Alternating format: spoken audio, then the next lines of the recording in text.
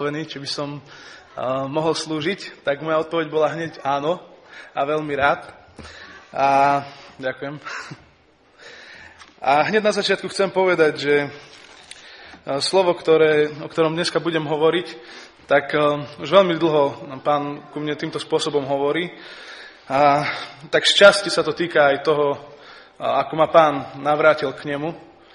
A ako Pán ku mne veľmi hovoril, keď ma aj povolal do služby. Ja by som to možno spomenul, lebo verím tomu, že to, čo budem ďalej hovoriť, k tomu bude nadväzovať. A bolo to zhruba 3 roky dozadu, keď som študoval písmo a taká moja otázka, ktorá vtedy bola v mojej hlave, bola, že Páne, tak čo to je cirkev? Že ja by som tužil vidieť taký tvoj obraz cirkvi, čo to naozaj znamená, ako apoštol Pavel hovorí, že je to telo šlachami a žilami prepojené, tak čo to vlastne znamená? A vtedy sa ma Duch Svätý tak veľmi dotkol a videl som taký obraz mnohých národností, mnohých krajín a ľudí, ktorí mali rôzne obdarovania a videl som ich vo forme tela. A to bolo pre mňa vtedy veľmi povzbudivé. Ja som povedal, že Páne Ježišu, tak ja túžim slúžiť v tejto cirkvi, v tvojej cirkvi, v tvojom tele. A taká moja otázka vtedy bola, že Páne, ale čo potrebuje cirkev? A vtedy... To je pre mňa slovo, ktorým som zastal do služby Pánovi. Tak znelo mi také slovo v mojom srdci, že túžim obnoviť svoju cirkev v moci Ducha Svätého skrze modlitbu. A to sa ma veľmi silno dotklo. A keď som rozmýšľal posledné týždne nad tým, o čom by som tu hovoril, tak som bol na jednom mládežníckom stretnutí, kde som sa počas chvál modlil práve za tieto veci, že Páne, keď Ty si povedal, že chceš obnovať svoju cirkev, tak to znamená, že najprv musíš ukázať, čo treba obnoviť. A keď som sa takto modlil počas chvál, tak som videl zrazu na ľuďoch, ktorí boli okolo mňa, aké majú problémy vo svojich životoch. A videl som mnohých, ktorí majú zašpinené svoje rúcha. A videl som mnoho reťazí na ich životoch, ktorými sú spútaní. A to mi potom nedalo a na ďalšej mládeži som o tom musel hovoriť. A keď sa takto pozerám na cirkev a na to, čo vidím v cirkvi, tak vidím, že mnohí z nás nie len, že majú špinavé rúcha, ale už dávno nie sú tam, kde by mali byť. A už dávno nenesú také ovocie, ako by mali byť. Preto som veľmi vďačný aj za slovo, ktoré sme mohli počuť do obeda, ale aj za to, ktoré brat pastor tu dneska čítal z listu Galackým z 5. kapitoly. Lebo ja sa budem tiež dotýkať týchto textov a myslím si, že ono to bude tak pokračovať v tom, čo sme aj dneska do obeda počuli. Lebo téma, ktorú som si dneska vybral, je čo budeš siať, to budeš žať. A prečítam najprv text, z ktorého sa budeme odrážať, a potom by som sa ešte modlil. Budem čítať z list Galackým, zo 6. kapitoly, 7. a 9. verš, 7. až 9. verš. Že list Galackým od 6. kapitola, 7. až 9. verš, kde sa píše následovné. Nemilte sa, Boh sa nedá vysmievať. Čo človek rozsieva, to bude aj žať. Pretože kto rozsieva svojmu telu, z tela bude žať skazu. Kto rozsieva duchu, z ducha bude žať večný život. V činení dobrého neochabujme, lebo ak neochabneme, časom svojím budeme žať. Ešte sa budem modliť. Páne Ježišu, ja Ti ďakujem za to, že aj dneska tu môžeme byť zídení, Páne, pred Tvojou tvárou a ja sa chcem modliť, Páne, aby dnes Tvoje slovo bolo oživené Tvojim Duchom Svätým. Páne, ja sa chcem modliť, aby veci, o ktorých budem hovoriť, aby boli nasiaknuté, Páne Ježišu, Tvojim duchom a Tvojou láskou, Páne. Aby toto slovo nebolo na odsúdenie, ale na spasenie, Páne, každého jedného, ktorý je na tomto mieste. Ja sa chcem modliť, Páne, aby Tvoje slovo bolo zrkadlo, ktoré bude nastavené na nás, aby sme mohli vidieť seba v situácii, v ktorej sa nachádzame, Páne.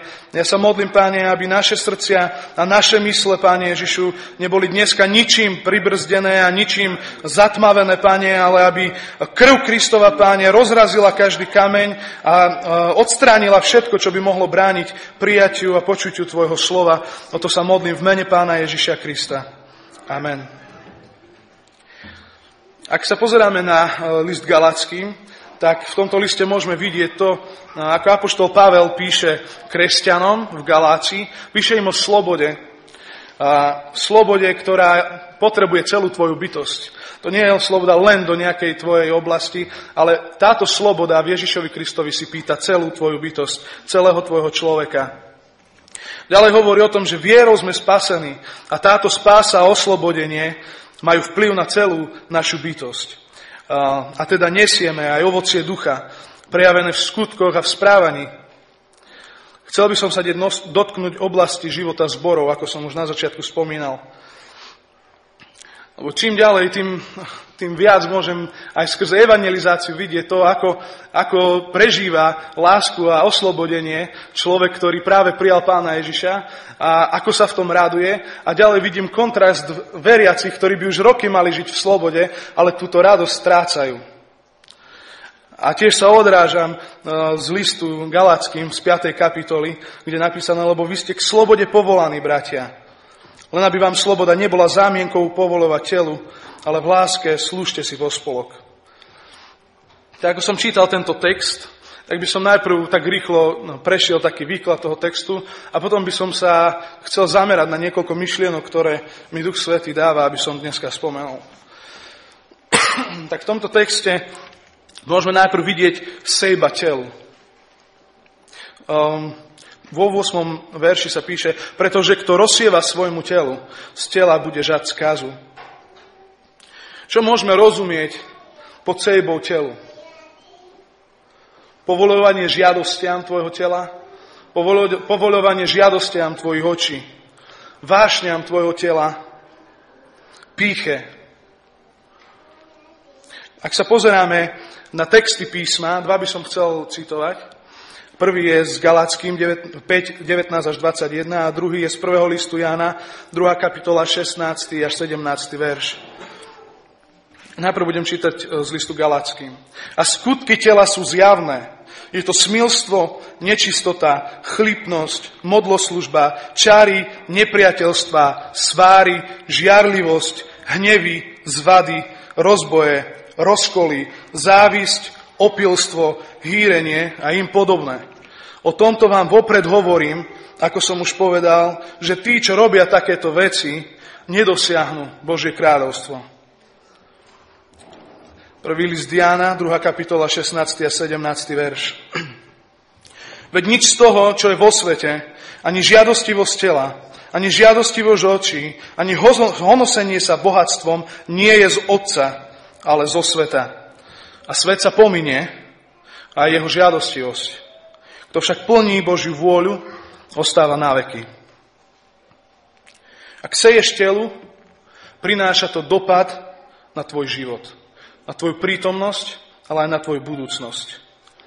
Chcel by som povedať niekoľko vecí, ktoré sa stanú vtedy, ak seješ svojmu telu. Ak seješ svojmu telu, stávaš sa nepriateľom kríža Pána Ježiša Krista. O tom hovorí list Filipským, 3. kapitola, 18. verš. Lebo mnohí, o ktorých som vám často hovoril, a teraz aj s plačom hovorím, žijú ako nepriatelia Kristovho kríža. Ak seješ telu, strácaš lásku k Bohu. Prvý list Jána, 2. kapitola, 15. verš. Nemilujte svet, ani to, čo je vo svete. Ak niekto miluje svet, nie je v ňom Otcova láska. Ak seješ telu, tak hriech a vášeň sa stávajú tvojou modlou. Kolosenským 3.5. Umrtvujte teda svoje pozemské údy, smilstvo, nečistotu, vášeň, zlú žiadostivosť a lakomstvo, čo je modloslužba. Pre tieto hriechy prichádza hnev Boží. To je ďalšia vec. Ak seješ svojmu telu, tak prichádza na teba hnev Boží. Kolosenským 3.6. Pre takéto veci prichádza Boží hnev na odbojných synov. Ak sa otváraš hriechu a seješ svojmu telu, strácaš citlivosť na Svätého Ducha. Strácaš citlivosť na to, čo je hriechom. Ostávaš rásť spolu s dobrým semenom, ale si semenom, ktoré zasial nepriateľ do tvojho života. Ak stratíš svoje obnovené srdce, strácaš a prehrávaš boj. K tomu chcem prečítať jeden text z 2. listu Petra, 2. kapitola, 12. až 22. verš. Títo však ako nerozumné zvieratá, od prírody určené na to, aby ich lovili a ničili, rúhajú sa tomu, čo nepoznajú. Zahynú vo svojej skazenosti. A proti svojej vôli dostanú odplatu za svoju neprávosť tí, čo za rozkoš pokladajú denné hýrenie. Sú samá špina a škvrna. A hýria roztopašne, keď v rozkošiach s vami hodujú. Oči majú plné cudzoložstva a sú nenásytní po hriechu. Zvádzajú nepevné duše a srdcia majú vycvičené v lakomstve, sú to synovia kliatby. Opustili priamu cestu a zablúdili, nasledovali cestu Bálama z Bosoru, ktorý si obľúbil odplatu z neprávosti. Ak seješ telu, pomaly sa meníš. Ak dovolíš, aby nepriateľ zasieval do tvojho života, aby ty si skrze hriech zasieval svojmu telu, tak strácaš cit na Božie slovo. Spoločenstva a zbory vtedy strácajú cit na Božie slovo, na prácu Ducha Svätého. Ak sa pozrieš dnes do cirkvi, čo vidíš? Dnes sme počuli slovo o ovoci ducha. Vidíš cirkev plnú ovocia ducha? Alebo vidíš aj niečo iné? Nasiaknutie duchom doby, ako by sme strácali identitu Božích detí. Ako by sme prehrávali náš boj. Ak seješ telu, ten text pokračuje, tak budeš žať skazu. Dielo skazy. Ak sa chceme pozrieť na význam žatvy v kontexte písma, tak sa musíme pozrieť aj do Matúša 13. kapitoly, 37. a 42. verš, kde Ježiš Kristus vysvetľuje podobenstvo kúkoli. On im povedal, rozsievač dobrého semena je syn človeka, roľa je svet. Dobré semeno sú synovia kráľovstva, kúkoľ sú synovia zlého. Nepriateľ, ktorý ho zasial, je diabol. Žatva je koniec sveta a ženci sú anjeli. Ako teda zozbierajú kúkoľ a pália v ohni, tak bude aj na konci sveta. Syn človeka pošle svojich anjelov a vyzbierajú z jeho kráľovstva všetky pohoršenia a tých, čo pášu neprávosť. A hodia ich do ohnivej pece. Tam bude pláč a škrípanie zubami. Čiže ak hovoríme o žatve skazy a všetky tieto texty, ktoré som čítal, ak seješ telu, nemôžeš žať iné ako skazu. Ak sa pozrieme na to ovocie a tuto na obilie, ak zasievam pšenicu, ja nemôžem čakať, že z toho vyrastie kukurica. A tento princíp platí aj v duchovnom svete. Ak ty seješ svojmu telu, ty nemôžeš čakať, že z toho vzíde niečo duchovné. Žatva je teda koniec vekov, alebo čas, kedy Boh bude súdiť a bude triediť. Žatva skazy je pre tých, ktorí siali svojmu telu.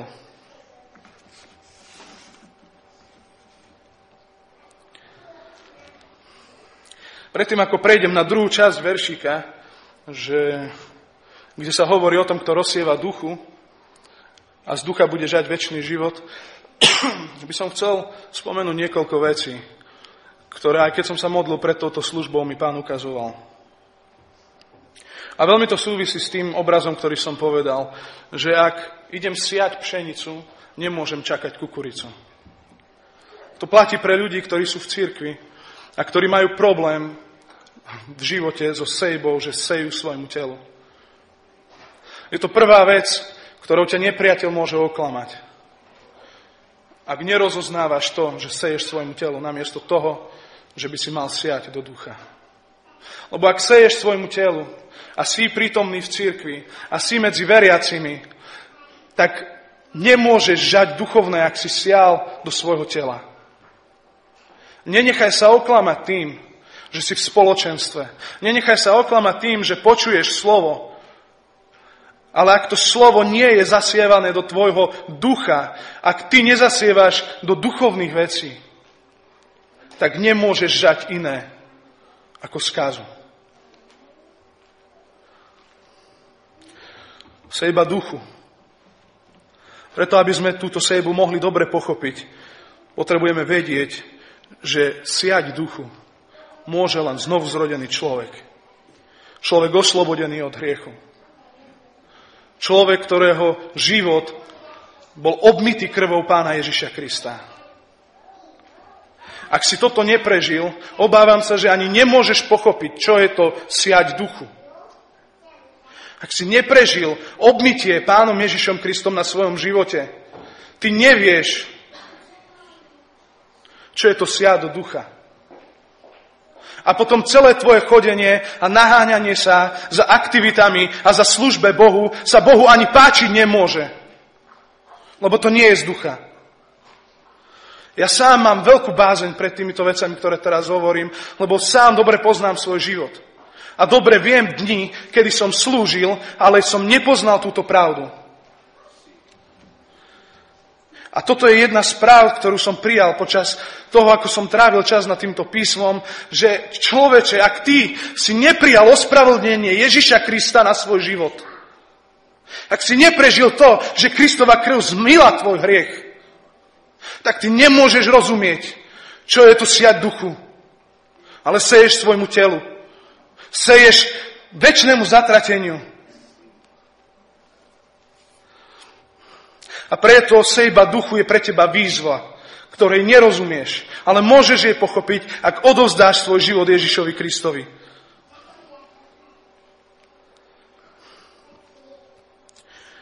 List Rímskym 8. kapitola, 1. až 10. verš. Teraz teda už nie je odsúdenia pre tých, čo sú v Kristovi Ježišovi.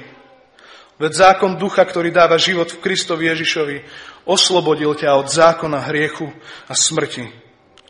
Čo bolo nemožné zákonu pre slabosť ľudskej prirodzenosti, to uskutočnil Boh, keď pre hriech poslal svojho syna v tele podobnom hriešnemu a v tele odsúdil hriech. Aby sa požiadavka zákona splnila v nás, čo nežijeme podľa tela, ale podľa ducha. Lebo tí, čo žijú podľa tela, zmýšľajú telesne, ale tí, čo žijú podľa ducha, zmýšľajú duchovne. A zmýšľať podľa tela je smrť. Kým zmýšľať podľa ducha je život a pokoj. Veď zmýšľať podľa tela je nepriateľstvom voči Bohu, lebo sa nepodriaďuje Božiemu zákonu a ani sa nemôže podriadiť. A tak tí, čo žijú telesne, nemôžu sa páčiť Bohu. Lenže vy nežijete telesne, ale duchovne. Pravda? Ak vo vás prebýva Boží duch. Lebo kto nemá Kristovho ducha, ten nie je jeho. Ale ak je vo vás Kristus, telo je síce pre hriech mŕtve, no duch je život pre spravodlivosť. Tak, ako som hovoril, ak duch Boží neprebýva v tebe, a to je možné len vtedy, ak si prijal Ježiša Krista, dovtedy sa nemôžeš páčiť Bohu. Dovtedy sa tvoja služba nemôže páčiť Bohu. Je to pravda, ktorá otriasa mojim srdcom. A modlím sa, aby mi Boh dal milosť, aby moja služba sa mohla páčiť Bohu. Ale to podmienuje to, že môj život bude denne napojený na Pána Ježiša Krista. Sejba duchovného zmýšľania podľa listu Rímskym 8.6. A zmýšľať podľa tela je smrť, kým zmýšľať podľa ducha je život a pokoj. Zmýšľať podľa ducha. Toto nedokážeš, ak si Krista neprijal. Vydávaj svoje údy Bohu. Celú svoju bytosť, schopnosti, silu. Vydávaj svoje údy Bohu za nástroj spravodlivosti. List Rímskym 6.13. Lebo ak budete žiť podľa tela, zomriete. Ale ak duchom umrtvujete skutky tela, budete žiť.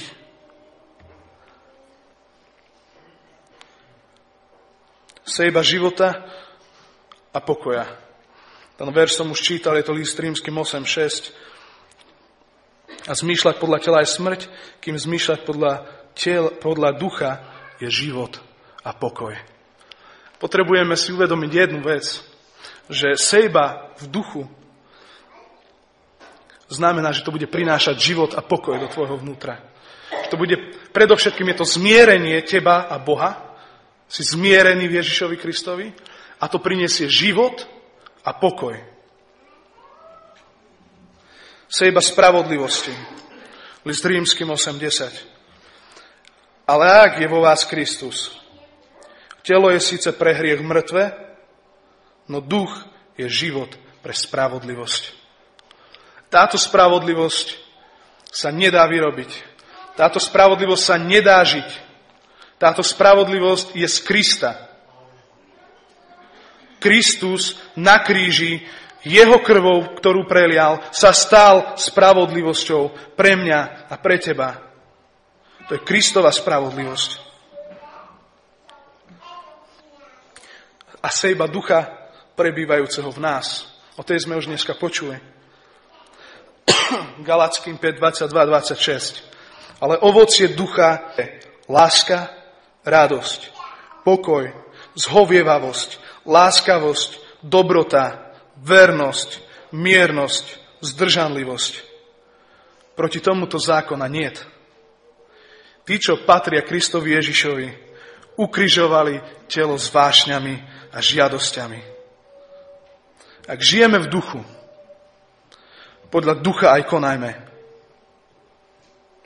Nepachtime po márnej sláve, nedraždíme sa navzájom a nezávidme jeden druhému. Teda Kristus žijúci v nás skrze Svätého Ducha, to je život. To je život v tvojom vnútri. Len vtedy môžeš robiť duchovnú sejbu. Ak je Ježiš Kristus živý a vzkriesený v tvojom srdci, len vtedy môžeš siať do ducha.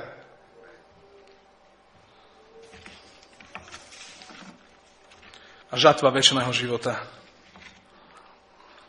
Žatvou večného života je teda čas, kedy Boh oddelí dobré semeno od pliev. Pán žatvy pošle svojich anielov, aby zozbierali to, čo je dobré a preosiaté. Vtedy sa spravodliví zaskvejú, sťa slnko v kráľovstve svojho Otca. Matúš 13:43. Vtedy sa spravodliví zaskvejú ako slnko v kráľovstve svojho Otca. Kto má uši, nech počúva.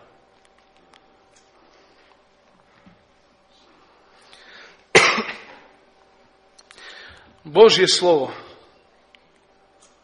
nás vyzýva na základe tohto zákona sejby a žatvy k tomu, aby sme nesiali viac do tela. Ale a teraz hovorím tebe, kto poznáš Pána Ježiša Krista, ale ak si prijal Pána Ježiša Krista do svojho života, tak nedovol a nenechaj sa klamať nepriateľom a nenechaj sa zotročiť sejbou svojmu telu. Lebo Ježiš Kristus vydobil tvoju slobodu na kríži.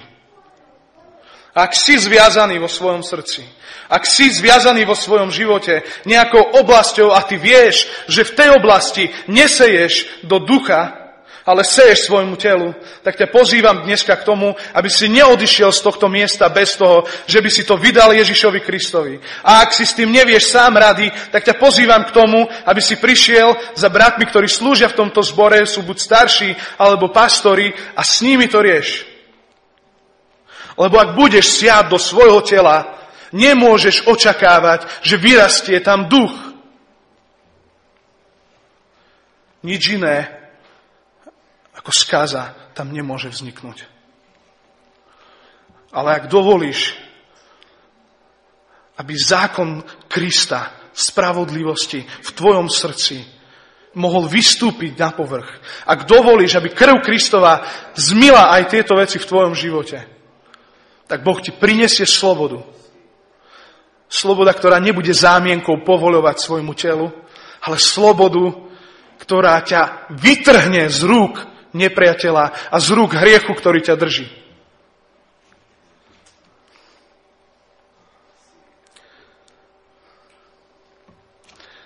A potom je tu slovo, ktoré je v 7. verši listu Galackým 6, 7, 9. Nemýlte sa. Boh sa nedá vysmievať. Čo človek rozsieva, to bude žať. Veľké oklamanie je medzi nami. A myslíme si, sme pyšní na to, že vieme, čo máme robiť. Lebo sme boli vychovaní veciam. Lebo my vieme, ako máme sa stavať proti veciam. A my vieme, ako sa máme rozhodnúť. A my vieme, čo máme robiť. Keď sme čítali Jeremiáša, 13. kapitola, kde Boh hovorí Jeremiášovi, že, myslím, že to od 7. verša, že roztrieskám otcovo synov ako krčahy. Ale tam, myslím, že veršik predtým, ja to rovno aj nalistujem, je tam veľmi tvrdé slovo, že keby ti hovorili, my vieme, čo máme robiť, tak im povedz toto. A tam nasleduje to tvrdé slovo. Jeremiáš 13, ak máte Biblie, môžeme si to spolu otvoriť.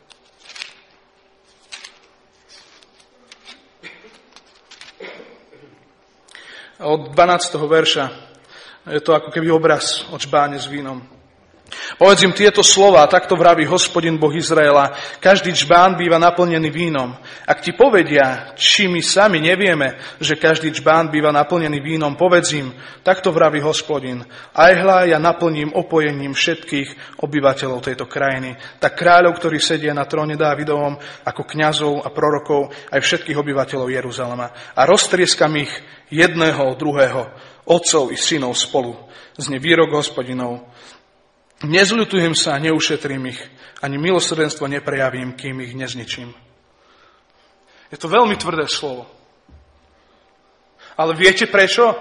Prorok takéto tvrdé slovo hovorí národu. Lebo je pyšný. Lebo si myslí, že či nevieme. A my častokrát hovoríme, či neviem, že Boh je spravodlivý, či neviem, že Boh dáva slobodu, či neviem, že sme povolaní k slobode, či neviem, že nemám otvárať ústa proti svojmu bratovi, či neviem, že nemám otvárať ústa proti služobníkom, či neviem, že nemám dovoliť, aby Kristus bol na prvom v mojom mieste. Áno, vieme to. Ale aj tak povolujeme svojmu telu. A to viem, lebo poznám seba. Nemýl sa. Nie si lepší ako Izrael. Nemyslí si, že Boh ťa má viac rád ako iných a preto prehliadne ten malý hriech. Nemýl sa. Boh sa nenechá vysmiať. To, že doteraz nesúdi tvoj život a že doteraz nepriniesol súd na tvoj život, to nie je, že Boh nie je. To je, že Boh ťa miluje a dáva ti čas. Ale on sa nenechá vysmiať. Keď si uvedomujem túto vec, moje srdce musí plakať pred Pánom každý deň. Aby som sa nemýlil.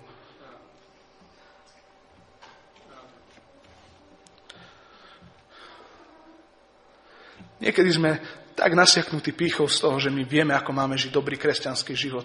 Že vôbec nevidíme na tú kopu špiny, ktorú nosíme na svojich nohách. Ako dneska bolo hovorené, Petrovi boli umyté nohy, ale Peter vtedy ešte reagoval na to. Povedal, Pane, celého ma umy. Ak nepotrebuješ byť umytý celý, tak aspoň nohy si nechaj umyť. Lebo nemýl sa. Nemýl sa. Boh sa nenechá vysmiať. Práve ten kontrast toho, čo hovoríme a čo vieme s tým, čo žijeme, tento nás odsudzuje. Kontrast toho, čo my všetko vieme, ale ako to nakoniec žijeme, toto nás odsudzuje. A preto my nie sme schopní naplniť zákon, preto potrebujeme Krista a preto bez Pána Ježiša Krista my sa nemôžeme pohnúť. Ani jeden krok vo svojom živote spraviť.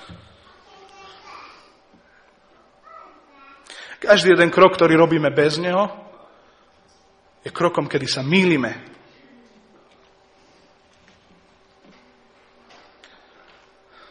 Nie sme schopní robiť sami zo seba, pretože máme novú identitu. My sa už neriadíme starou identitou. My sme sa stali deťmi živého Boha. A tak teda žijeme. A A tak teda kráčajme. Lebo to niečo prinieslo na náš život. To prinieslo autoritu, to prinieslo pokoj, to prinieslo ovocie. Tak žijme.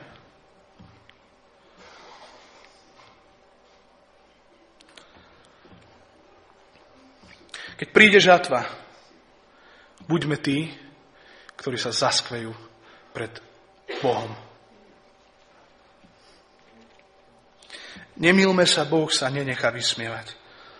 Je to len Božia milosť a Božia láska, ktorá ti dáva čas. Stráž svoj život a neochabuj v činení dobrého.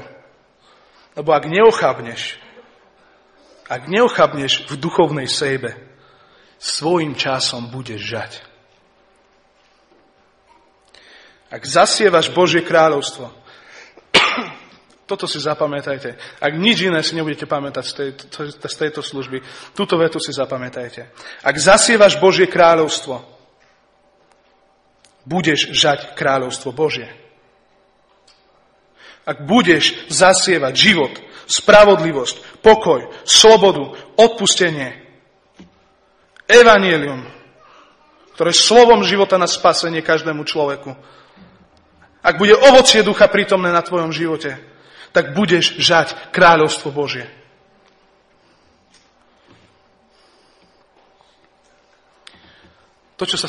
Tá infekcia v cirkvi, ktorá pomaly mení duchovnú klímu, kde strácame citlivosť na Božie veci. Toto je realita v cirkvi. Ak si toto nepriznáme, tak nikdy nevídeme z recesie, z úpadu v cirkvi.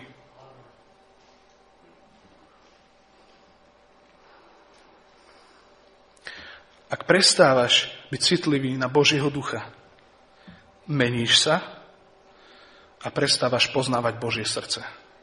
Zrazu nevieš, čo Boh chce.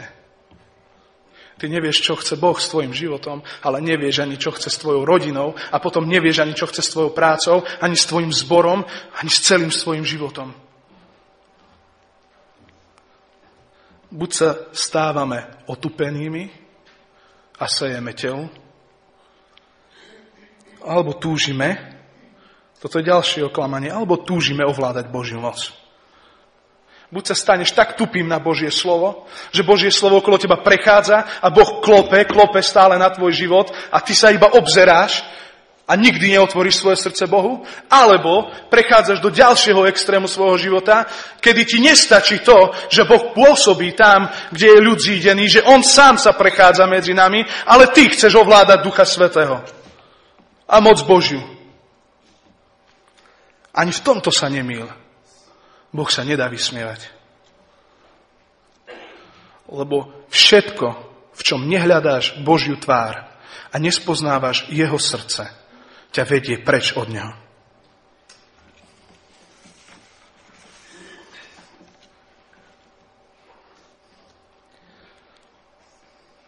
Ak si znovuzrodený človek a tvoje vnútro nie je spokojné so stavom cirkvi, v ktorom sa zbory nachádzajú, ja ťa pozývam do jednej veci. Spoznávaj Božie srdce viac. To stojí čas. To stojí modlitby. To stojí to, že oddelíš svoj čas Bohu a budeš s ním tráviť čas. A potom uvidíš zmenu vo svojej rodine. A potom uvidíš zmenu vo svojom zbore. Potom uvidíš zmenu vo svojom živote. Ja vás chcem pozvať k tomu, bratia a sestry, vy, ktorí vnímate tieto duchovné veci, vy, ktorí sejete duchu a vnímate tú potrebu, aby ste dali viac ešte. Lebo kto skúpo bude siať, ten málo bude žať. Ale v tejto sejbe do ducha my nebuďme skúpi, dajme tomu čas. Investujme do sejby ducha. Lebo potom to tak vyzerá, bratia a sestry. My musíme viac siať duchovne. My musíme viac sa upnúť na Ježiša Krista. My musíme každý deň povedať, Pane, aj dnes s Tebou chcem siať. Tak už sme počuli v tom svedectve. V tom meste nebol žiadny kresťan. Ale bola tam jedna duša, ktorá túžila spoznať Boha. A kresťania sa prestanú pozerať na to, či sú priemernými kresťanmi, či spĺňajú štandard zboru, do ktorého chodia, ale pozrú sa ďalej na Pána Ježiša, tak ich to pohne úplne do inej dimenzie, do úplne rýchlejšieho a fungujúcejšieho, pulzujúcejšieho vzťahu s Ježišom. Sa prestaň pozerať okolo seba, či si taký ako väčšina. Ty sa pozri na Ježiša Krista a uvidíš, ako si ešte ďaleko od Neho. A ako veľmi blízko sa mu potrebuješ priblížiť. A ako veľmi ho potrebuješ. Ak si kresťan žijúci kompromis, nemýl sa. Po prvé, Boh vidí, čo žiješ, a po druhé, Boh sa nedá vysmiať. Čomu budeš siať, to budeš žať. Preto sa spamätaj a odvráť sa od rozpolteného spôsobu života. A toto viem z vlastnej skúsenosti. Ak si kresťan žijúci kompromis, ty žiješ rozpoltený život. Lebo duch v tebe hovorí, toto nerob, toto je sejba do nie iného tela, toto je sejba nie do ducha, a ty aj tak seješ do tela. Tam napätie, konfrontácia a vtedy nie si na nič schopný. Nie si schopný spraviť nič. A neustále výčitky sú v tvojom svedomí a ty sa nevieš pohnúť ďalej. Potrebuješ uzdravenie a oslobodenie. A tieto verše sú pre teba. Ale ak je vo vás Kristus, telo je síce pre hriech mŕtve, no duch je život pre spravodlivosť. A keď vo vás prebýva duch toho, ktorý vzkriesil Ježiša z mŕtvych, potom ten, čo vzkriesil z mŕtvych Krista, oživí aj vaše telá, smrteľné telá skrze svojho ducha, ktorý prebýva vo vás. V tebe prebýva duch Boží. A nenechaj sa klamať, že on nie je mocnejší ako tvoje telo, ako duch tohto sveta. Duch Boží je mocnejší ako duch tohto sveta. Ak si človek, ktorý nepozná Krista osobne, a už dlho Boh klope na tvoje srdce, ale ty si dodnes neotvoril svoje srdce, nemýl sa ani ty. Neprejdeš nejak do kráľovstva Božieho. Neprejdeš do kráľovstva Božieho. Preto ťa pozývam k tomu, ak Boh klope na tvoje srdce, aby si ho nezatvrdil, ale aby si ho odovzdal Bohu. Aby si dovolil, aby krv Pána Ježiša Krista zmyla tvoj hriech. Viete, rozdiel medzi starozákonnými obeťami a obeťou Ježiša Krista je veľký. Možno si to ani neuvedomujeme. Kým krv zvierat prikrývala hriech človeka, krv Kristova ho zmyla. Ho zmyla. A ty potrebuješ byť nový človek v Ježišovi Kristovi. Ak si človek, ktorý napriek tomuto všetkému si myslí, že to nejak zvládne a že nejak to bude a že teraz ešte nie je čas, aby to riešil, tak ti hovorím len jedno slovo. Nemýl sa, Boh sa nedá vysmievať. Čo človek rozsieva, to bude žať. Ešte by som sa rád modlil. Pane Ježišu, ja ti ďakujem za tvoju milosť. Predovšetkým ti ďakujem za tvoj kríž, za krv Kristovu, ktorá nás obmýva od každého hriechu. Pane, ďakujem ti za Ducha Svätého. Ďakujem ti za nové stvorenie, ktorým sme sa stali v Kristovi Ježišovi, našom Pánovi. Pane, ja ti ďakujem za to, že kríž je miestom víťazstva, že prázdny hrob je svedectvom vzkriesenia a my máme na to isté vzkriesený nádej, že raz budeme vzkriesení a budeme s našim Otcom, Pane, a vtedy sa zaskvieme, Pane Ježišu, ako slnko, Pane, pred našim Otcom. Haleluja, ja ti ďakujem za to, Pane. Ale zároveň sa chcem modliť, Pane, za tých, ktorí ťa nepoznajú a ktorí sa mýlia. Sa modlím za tých, ktorí sa mýlia, Pane, aby si ich vyviedol z ich omylu, Pane Ježišu. Ja sa modlím, aby klopanie Ducha Svätého bolo tak mocné a tak príťažlivé na ich životoch, Pane, že viac nedokážu odolať tvojmu duchu, Pane. Ja sa modlím, aby vôňa na spasenie bola tak príjemná a tak blízka, Pane, že nedokážeme odolať tvojej vôni, Ježiš. Lebo vôňa Kristova Niektorým na spasenie a iným na zatratenie. Ale ja sa modlím, aby v tejto modlitebni bolo na spasenie každému jednému v mene Ježiš. Halelúja, Pane Ježišu. Ja ti ďakujem za to, že ty nás pozývaš k tomu, aby sme robili duchovnú sejbu, Pane. Aby sme siali do ducha, Pane. Koľko sa len dá, koľko sily máme, koľko vládzame, Pane. Aj keď nevládzame v našej slabosti, ty doplníš, čo chýba. Pane, ale aby sme siali do ducha, siali do pôdy, Pane Ježišu. Aby sme videli ovocie svojho času a v deň žatvy, aby sme sa mohli radovať, Pane. Halelúja. Ti ďakujem za to, že ty si vysloboditeľ. A chcem dať výzvu. Ak vnímaš to, že potrebuješ teraz modlitbu na svoj život, ak vnímaš to, že potrebuješ byť oslobodený od svojich vecí, teba pozývam k tomu, aby si dneska neodišiel a tu vpredu ťa budem čakať. Prídi, chcem sa s tebou modliť. Ale chcem dať aj druhú výzvu pre tých, ktorí možno chcú priznať, že sa mýlili, alebo túžia potom, aby si ich vyviedol z omylu, Pane. Chcem ťa vyzvať k tomu, ak vnímaš, že teraz Duch Svätý klope na tvoje srdce a si ochotný pred Bohom priznať, že si sa mýlil, aby si zdvihol svoju ruku a chcem sa za teba modliť odtiaľto. Halelúja, Páne. Chcem poprosiť bratia a sestry, ktorí vnímate duchovne tieto veci, aby sme sa teraz spolu modlili za to, aby sám Pán Ježiš Kristus prešiel sa medzi nami, aby sa dotkol našich srdc. A potom ukončím modlitbu. Poďme sa spolu modliť nahlas. Halelúja. Halelúja, Páne Ježišu. My ťa túžime chváliť, Páne. My túžime potom, aby ty si sa prešiel medzi nami, Páne. Aby si sa prešiel medzi nami.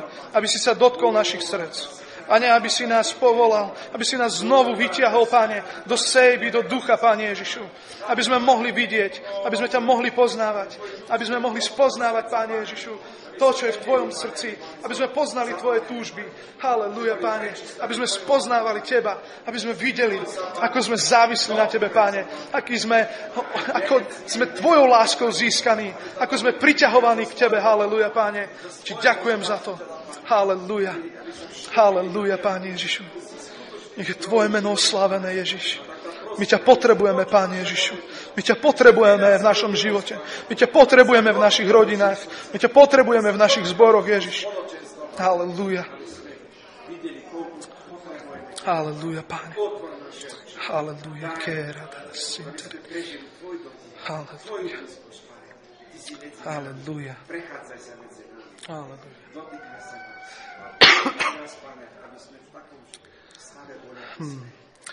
Aleluja, Pane. Túžim pokračovať v modlitbe, Pane Ježišu. A modliť sa za to, Pane, aby aj v tomto zbore, Pane Ježišu, boli bratia a sestry, ktorí budú povzbudení, Pane, do duchovného zápasu za tento zbor, za to, aby ich srdcia viac poznali Teba, Pane. Ja sa modlím za to, aby prišlo, Pane Ježišu, povzbudenie z nebies, Pane, nová voda, halleluja, Pane Ježišu, aby prišlo nadchnutie a vášeň pre evanjelium Ježiša Krista. Pane, aby krv Kristova priniesla takú radosť do tohto zhromaždenia. Pane Ježišu, že ľudia sa budú čudovať, prečo sa títo kresťania tak radujú, lebo sme zapísaní v knihe života a nikto nemôže zmazať naše meno z tejto knihy. Halleluja, Páne, v tom je naša radosť, v tom je naše spasenie, že Ježiš Kristus sa stal baránkom za nás. Halleluja. Ja ti ďakujem za to, Páne, a modlím sa, Páne Ježišu, aby tvoje slovo, ktoré bolo dnes zasiaté, prinieslo úrodu svojho času a aby neunikol tvojmu slovu ani jeden, ktorý bol na tomto mieste. To sa modlím v mene Ježiš. Amen.